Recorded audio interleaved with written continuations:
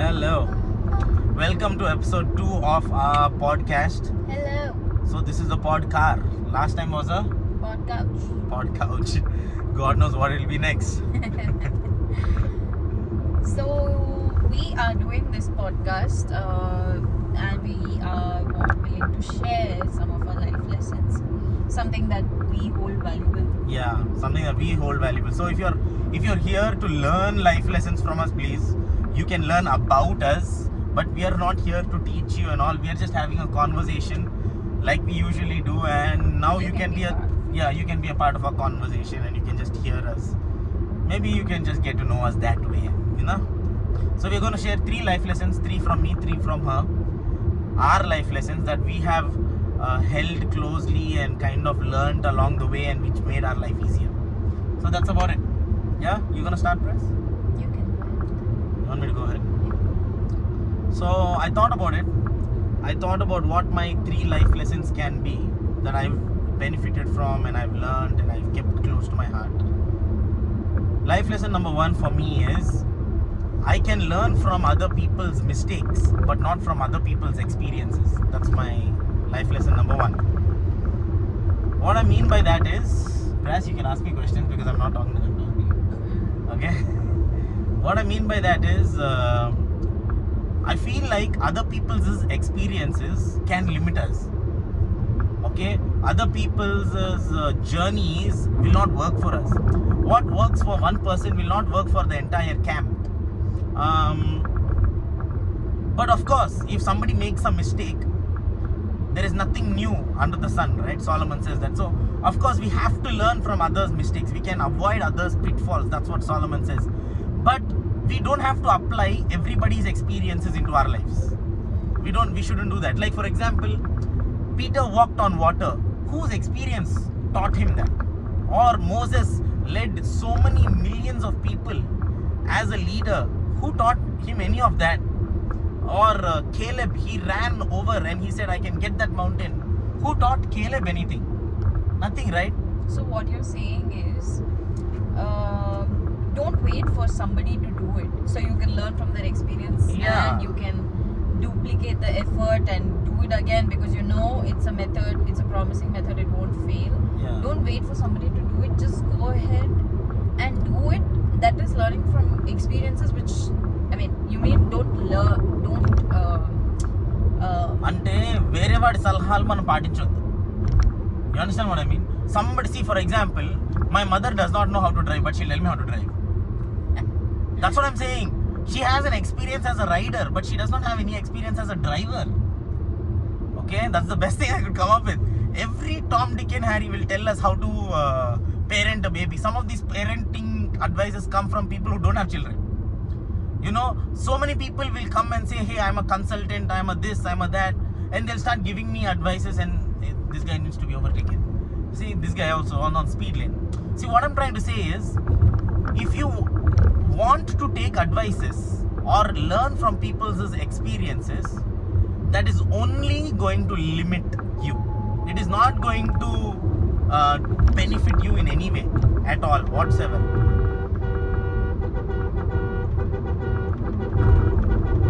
Yeah, sorry about that, guys. So that's what I'm saying. But we should learn from others' mistakes, but don't learn from people's experiences. Experiences in terms of growth also. Like, some people followed one policy and they grew. For example, let's say there is a business and the business's strategy is to sell products for very cheap. Just because one person is selling for cheap, you don't go sell for cheap. Okay? Your conviction has to be beyond that. You should know that God is the one who plants an idea in you. If God is the one who planted the idea in you, nobody's experiences can compete with your idea. They cannot spiritually stir up your idea that God has given you. You understand? That only Holy Spirit can do. So that's why we should have experiences with the Holy Spirit, but not have experiences that we are learning from others, like buying a house and all of this. Anyway, that's an important call. That's it, over. Okay, your life lesson number 1. My not number one. I mean, it's not following a The first chronological life lesson. order. It's just something that I can think of because of how my day went. Is don't work hard, work smart. Alright. I love it. I love the phrase. I love what it means because we live in a world where everybody talks about hard work, right? But what is your hard work is something that people don't look at. For example, we just met some people, some of our friends who work extremely hard to the point where their health is being compromised. Is that really coming from God? Is God's concept work hard? Yes, God says work for your bread, but He does not say go beyond your capacity, capability, stretch yourself, give everything unto that work. That's not what God says. Now, why I say work smart is because I've seen it work. If you are in corporate and you've observed your corporate ladder of how people get promoted, how people move from one role to the other, it's mostly not because they slog for 8 hours straight. In most cases, that's not the case. In most cases, that's not how it is done. They're doing something differently, which is making them a smart person. For example, a very simple example that I can say when I say don't work hard, work smart, is for somebody that is putting their physical strength into doing a task on a day, and for somebody that is putting their mental strength to do a task on a day. If you take two people like that, at this point maybe I would talk about physical strength. Mhm. Talk about. Oh my god, these guys are driving like crazy. Okay, what are we saying? Somebody that puts in their physical strength during the day. What job role can we give as an example? A gardener? A gardener, and somebody who is maybe in IT or a data engineer or whoever that is, who is doing the brain work. If you look at how they're being paid, definitely you will find out that the one that is using their brain is being paid more, because it's very easy to get work done when it needs your physical strength. It's very easy to do it. So you're saying anybody can do lifting and all of that laborious work, Yeah. but not everybody can do decisive work. Yes. Yeah. Your So you're decision- saying anybody can follow a decision, but not everybody can take a decision. Yes. Following a decision is much easier. That's why we do not have a lot of entrepreneurs now. Yeah. There are more people that are willing to work a 9 to 5. I also work a 9 to 5. I'm not saying that I am doing something differently. But yes, many settle for a 9 to 5 job because they think following somebody's instructions is much better. And it's also convenient, right? It's also convenient. It works around your skill. Not much risk. Yeah, not much risk, but when you're able to be that person that is able to make a decision, you are more in control. You are able to do so much more than not, and you're able to earn more also. So what I mean to say is, When you're working smart, my thought, right?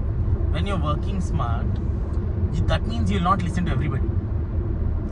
Because working hard, you listen to everybody. Means the hard workers are obedient workers.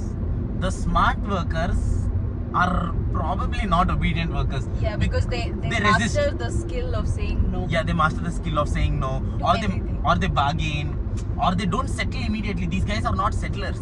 Yes. But And- the easiest people to work with are the obedient. But the most successful are not the obedient. Yes. Oh my god. But actually that this one actually speaks to my life lesson number 2, but you can go ahead. So, I forgot what I was going to say. Oh Jesus So Christ. what I'm saying is, if in case you're wondering how you can do this, maybe practice prioritization. look at your work schedule, or look at what you do every day. What does work mean to you in your life? And then write that out.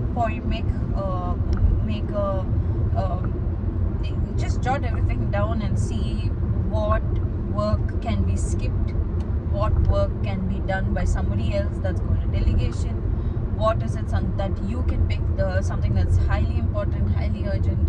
So, that's how you can draw your prioritization scale, and then put all your tasks across the scale, and know how to work smarter.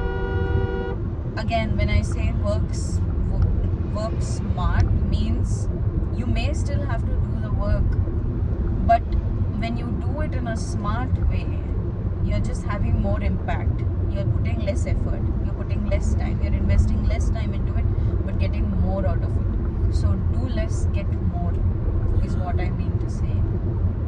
But also, you should not do your best also. That's smart. Don't do your best.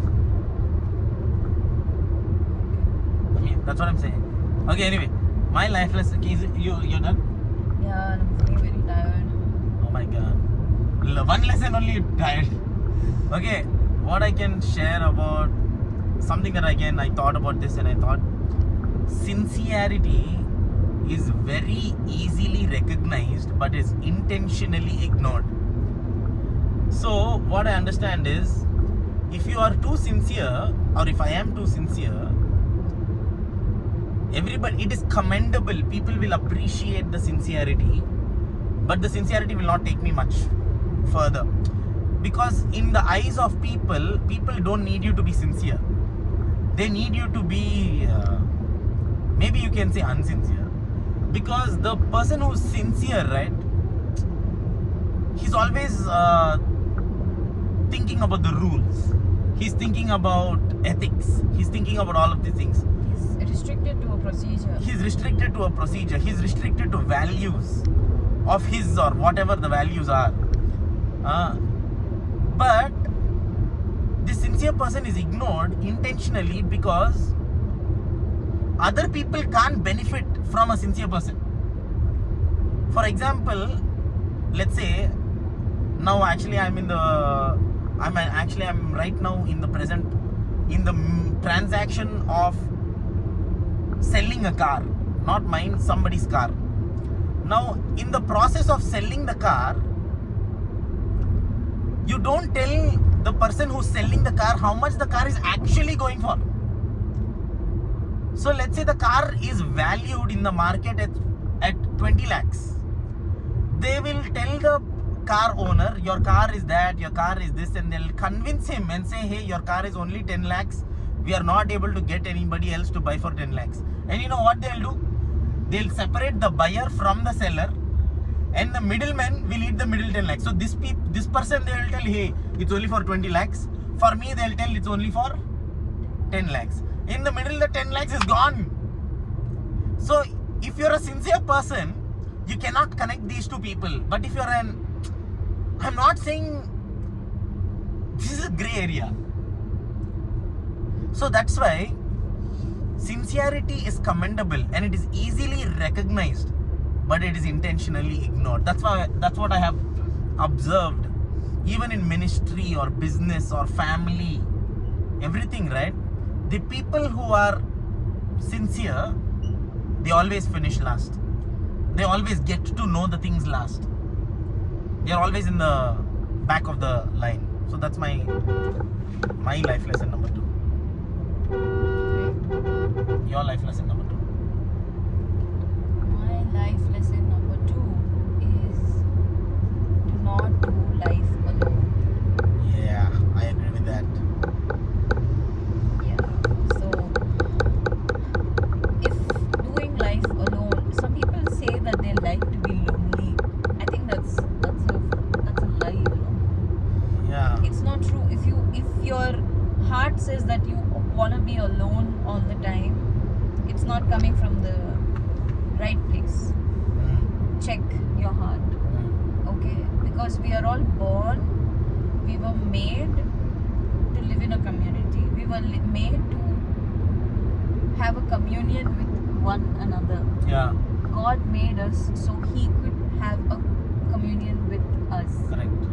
He wanted to fellowship. He wanted somebody to have a fellowship with. I think if we are born with a purpose like that, and then ages later we say, I want to be alone, it's not coming from the right place. Yeah, maybe it's coming from hurt. It's coming from hurt, could be emotions, but It's not from God. it's not from God. God does not say separate yourself from the world and come. That comes from the devil. Yeah, but I think we should not do life alone, but we should exercise solitude. Like solitude. Okay, this is what I understand. You should not do life alone. That means you should intentionally have friends. You should intentionally strike up conversation. Even if your friend didn't text you in a long time, you should intentionally text that friend, call that friend up, send him some pictures or something like that. But at the same time, you should intentionally draw yourself out of people. Loneliness is when people leave you. Solitude is when you leave people. So, doing life alone is not being alone. Being alone is lonely. But doing life alone, okay, that's what I mean. So you need to go alone, go to the mountain, pray and all of that. But at the same time, you need to have family, church, family, so that is work, home, and you need to have a third circle. You need to have a place for some of us Christians, it's church. For other people, it is something else. What I also mean when I say don't do life alone is you live with a purpose in your mind, right? You live, so for this day, this is the purpose that I want to achieve. This is something I want to do. This is my plan. Don't always boil it down to your interests, your benefits. What is in it for me? What is in it for me? Forget about what is in it for you for a while. Go back to thinking about the community that you live in. Make that your Life. because at this point we live in an age. What is this called? There are some fancy words out there on the internet. The cult mindset. Oh, no. What I'm trying to say is where people are saying, do it for you. You are the most important person of your life. This one is for you. Be whoever you want to be. That's all nonsense. If you're going to do that, you're going to end up being alone, and you're going to end up 100% feeling lonely. And then in the end, don't blame the people around you. Yeah. Some people give up on their lives because they feel lonely like that. Don't listen to the world, okay? You are born to live in a community. You are born to live among people. These are our people. Find your community. Thrive in your community. Find your tribe. Find your tribe. Thrive in your tribe. So Prasanna has a mother's tribe, no? Yeah, we all have our own community going on where we talk about our babies. Yeah. So what I'm saying is, do not do life alone. You were born to live in a community. You were born to have a communion with your family, with your friends, whoever those are. Now I do not say go around just find any community and get into it. There are bad communities. There are good communities. Find a good community. Let it come from a good heart. Let it come from a good intention, a godly heart. Ask God where He wants you to be, so that not just you being benefited by your community, forget about yourself for some time. See how the community can be benefited from you. So you're saying if you serve others' interests, you will be more tightly knit with the community. Yes. And that is actually very good if you are serving other people's interests. We should really never be all about ourselves. What is my interest? What is the best interest for me? Yeah, that's true. Why you never shared this with me before? I do it, you don't listen to me. Life lesson number 3, coming from me. Conviction is always greater than competition. Meaning, your revelation is always greater than your vision. That's what I'm saying. Conviction of a person is always more superior than the competition. Okay, let me overtake this guy first. This guy is like You know what? Yeah. A simpler statement of what you said is struck in my mind. What? Failure is a stepping stone to success. Yeah. Is it what that means? Yeah, but Does I it mean, have I a have. similar meaning? Yeah, maybe you can. That's a tangent of it. But what I'm trying to say is, let's talk about conviction over competition. Meaning, competition is very fast. Competition changes every day. There is an update on our phones every day. Something or the other is updating. But conviction is the same. Okay? For example, a Porsche 911. That's one of the most legendary cars. But it has been unchanged for I don't know how many years. Yeah, it has been unchanged. It has been untouched. And that pedigree of conviction, of purity that has not been changed over many years. Now it's great, you know. What I'm also trying to say is, competition always changes. See, now this is a more spiritual life lesson for me than a life lesson. We should adapt to our competitors. If you're in a business, yes, you should do that. But we should never lose sight of what our conviction was. You know, some cars don't have cup holders because it's not intended to enjoy a drink during your driving. Some things they don't have. I mean, they are not designed for the casual. Some things are not designed for the competition. Some things are pure conviction. A vision you can see. A revelation is in your mind. You're supposed to go left. What happened? You're supposed to go left. No Oh. press. Why does it say you have to go left? Oh yeah, I have to go left. Jesus Christ, thank you. See, I was going with vision, not revelation. I was not looking at the... Anyway, my point is, a revelation will take you further than a vision will take you. A conviction will establish you longer than the competition and adapting to the competition will. What I also mean is this. A slow-paced lifestyle is a permanent lifestyle. It is a settled lifestyle. But a lifestyle that's always changing, always renovating, that is always adapting, it's chaos. So if you want rest, you need to slow down. You need to stick to your conviction and you need to be firm about what your revelation is. You cannot always be changing, adapting. Then you are like a fish that is not settled. You're like fish out of the water. You're always trying to play catch up. But if you're focusing your revelation and conviction, you're already caught up already, you know. Yeah, I think that's how a lot of people become successful. Yeah. Because they do not consider themselves to be in a rat race. Yeah. So you need to know that Christ died for you. He has fulfilled. So when you pray, the Bible says, when you pray, believe that these things have already been done.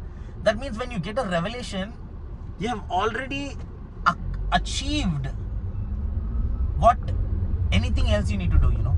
You understand, Press? Yeah, that's what I wanted to say. That's my third life lesson. Conviction is always superior to competition. Revelation is always superior to your vision. Yeah. Nice? That's like, you need to pay me for this. Oh, so I have 2 more life lessons. No, one more. So you said, don't. No, I have 2 in my mind. Okay, 2 in my. Okay, yeah, go for it. But yeah, I'll go with the one. No, you can go with one. If you have one more, then I'll think of one more. So at this point, I'm only thinking of this one. Okay. My biggest life lesson again is build God's kingdom and He will build yours. Yeah. Absolutely. Maybe a lot of you do not, what do you call it? You do not understand, or you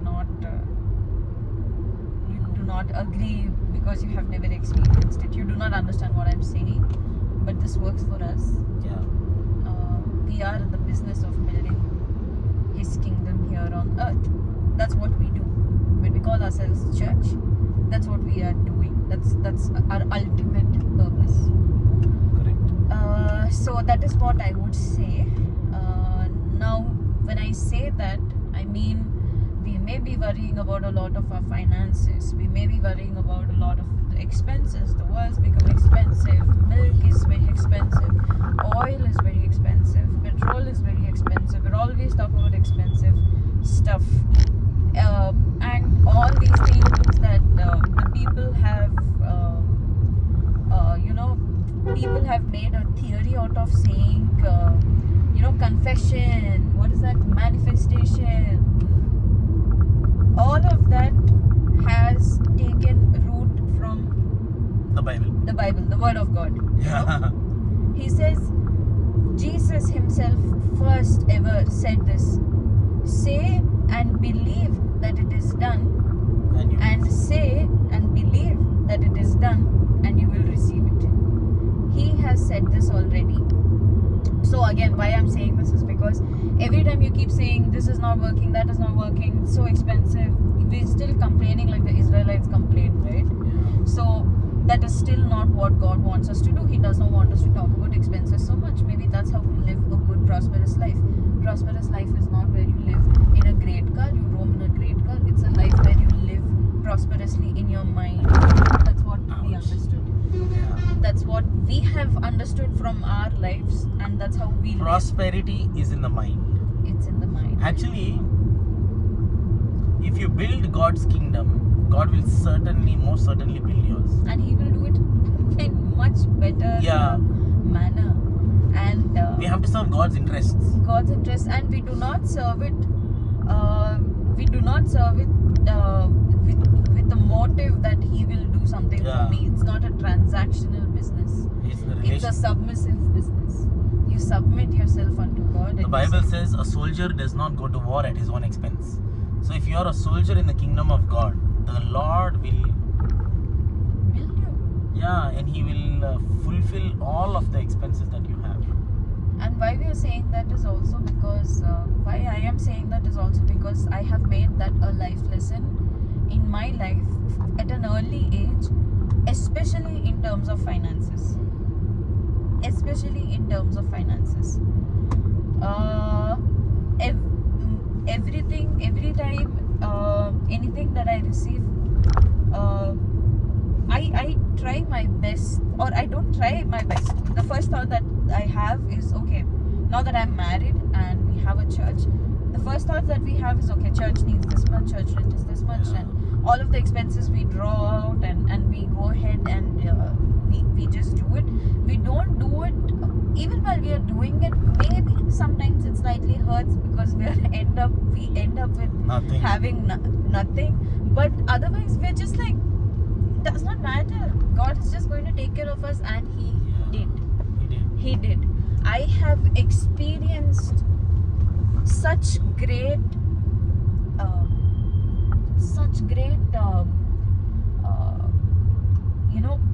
expansion or elevation or exaltation or promotion. What is the word that I can use? Such great growth in my life, I believe, is from this principle: build God's kingdom, and He will build yours.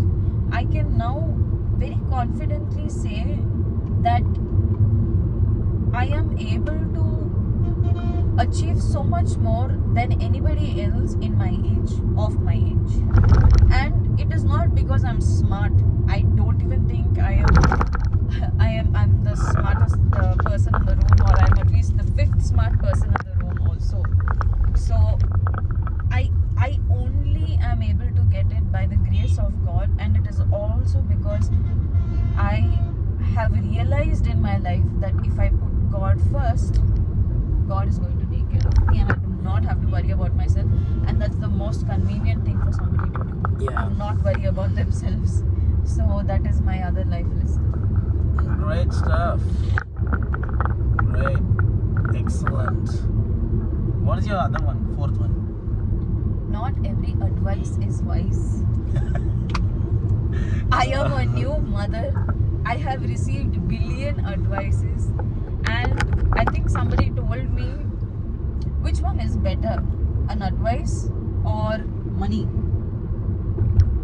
I said, advice. He said, how is it possible? advices are given freely. They cost no money. They're given freely. Nowadays I'm telling you, if people are giving me advices, right? I'm telling you, give me money, then I listen to you, because I have no other reason. There is no other reason for me to listen to you other than just. Everybody wants to give you advice, and like you said before, even though they're not in your shoes, they have not experienced life like you, they still want to give you advices.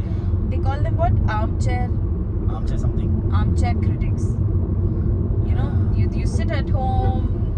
People right now also maybe sitting at home and foot the one leg on the other crossed, comfortably holding cold water. There is a thin line between this. It's not. We are not talking about parents. We are not talking about people who are close to you as a family, because they better be giving you free advices because they care for you, right? I'm not talking about just family or anything, because sometimes we really do need that. Yeah. But I'm talking about every Tom, Dick and Harry. Yeah. Because when we went to a wedding, there were some strangers who came to us and they're like, you better do this to the baby. I was like, okay. Yeah, so everybody wants to give you advices, but not every advice is wise. Do your research, pray about it, know something yourself first before you're able to you're able to understand if somebody's advice is really wise, or it's really helpful to you or not. Is it really beneficial to you or not? Make sure you are doing that research. Ultimately, you are your best decision maker. So Really cool. should we go to True Black? Now? I want coffee. Oh no, boy. And I'm thinking, what's my fourth life lesson? Do you have one? Yeah, definitely have. See, I said, I told I would always want to be a giver, not a lender. A lender has strings attached, but a giver has not. I think it buys a lot of freedom when you're able to just give without any strings attached. And I would like to reach a point in my life where I can give to the people, because there's so many people who deserve being given to. See, again, right, like for example, there was this guy Moses. Moses was born in a time when all the people were killed, but then God had so much favor on Moses' life that Moses was saved by the Pharaoh's daughter. And not just being saved by the Pharaoh's daughter, but the Pharaoh's daughter paid Moses, his mother, to feed him. You understand what I'm saying? So, some people have to give you, and the guy who was saved, that one child who was saved out of all the millions, he grew up to be the leader who would redeem Israel from the same people who fed him. You understood? So there will be people that we see in our lives who are the next Moses.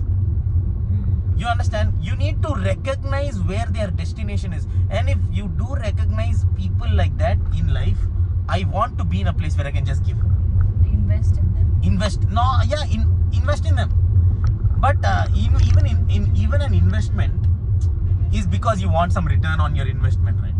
So I don't know if an investment is the right word I'm looking for here, but I just give. I would like to be in a place where I just bless. If I see somebody is like Moses, right, I just want to bless. Hey, this man is going to be something. So you know what? Here, take some of my money. I don't need anything. But you know what the Bible also says? No. I know you're saying give and forget about it. Yeah. You know what God also says? When you give, you're lending it to God. Yeah. I mean, that's amazing, right? So that means, goes back to what I'm saying. You build His kingdom, He will build yours. Yeah, you build others' interests first, and then He will build your interests. So I that's think this podcast is about our personalities more than our life lessons. Yeah, so that's what. If you're watching this podcast, then you know you get to know about us a little bit more than you know us before. Anyway, right here we are at True Black. I'm gonna have our coffee. We haven't seen our baby in a few hours, so we need to go do that very quickly. Let's go. No. I don't care about a coffee. Okay, this guy's on. Alright guys, thanks for joining us for episode number 2. Hopefully you can join us for a couple of more episodes in the future. And we are new parents, so we have no energy to design a set and sit in the house and do all of that. So the car is the best set.